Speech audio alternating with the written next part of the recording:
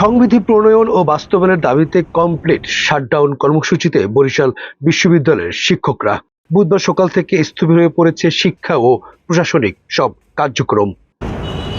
দীর্ঘদিনের পুঞ্জীভূত ক্ষোভ থেকে এই কঠোর আন্দোলনে শিক্ষকরা তাদের প্রধান দাবি শিক্ষাদান, পরীক্ষা ও ডিগ্রি প্রদান সংক্রান্ত সুস্পষ্ট সংবিধি প্রণয়ন, সেই সঙ্গে বন্ধ থাকা পদোন্নতি ও নতুন নিয়োগ কার্যক্রম চালুর দাবিতে অনড় তারা। আমাদের প্রত্যেক শিক্ষকের একটাই কথা যে আমরা ক্লাসে ফিরে যেতে চাই, আমরা নিয়ম মাফিক ফিরে যেতে চাই।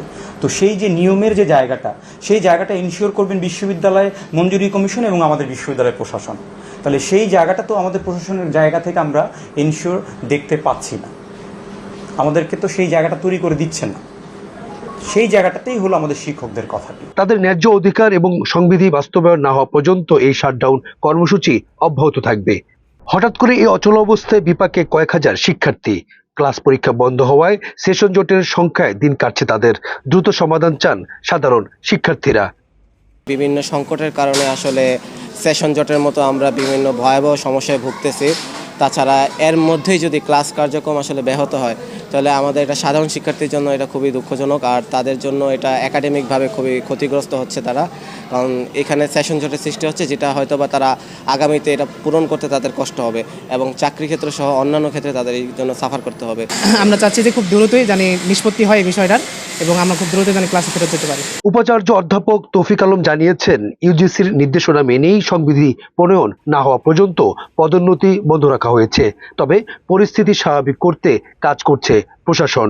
সমস্যার সৃষ্টি হয়েছে, তো এই সমস্যার মূল কারণ হচ্ছে যে শিক্ষকরা চাচ্ছেন বরিশাল বিশ্ববিদ্যালয়ের পুরনো যে নীতিমালা আছে 2015 সালে সেইটার আলোকে প্রমোশন নেওয়ার জন্য।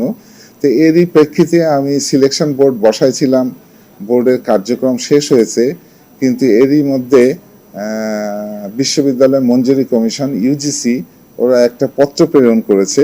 পত্রে স্পষ্ট উল্লেখ আছে যে সরকার কর্তৃক একটা অভিন্ন নীতিমালা প্রণয়ন করা হয়েছে এবং এই অভিন্ন নীতিমালার আলোকেই আমাদের প্রমোশন দিতে হবে। যার ফলে আমার মানে অ্যাজ এ ভাইস চ্যান্সেলর হিসেবে এই বোর্ডের ডিসিশন এক্সিকিউট করা আমার পক্ষে সম্ভব না, এটা আইনগতভাবেও সম্ভব না।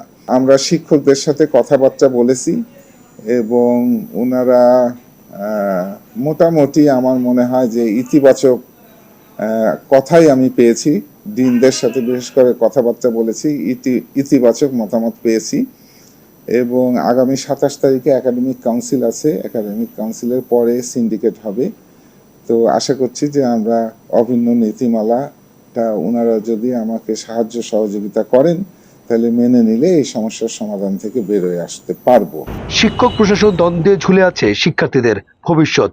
এখন দেখার বিষয় কর্তৃপক্ষ কবে নাগাদ এই জট খোলে।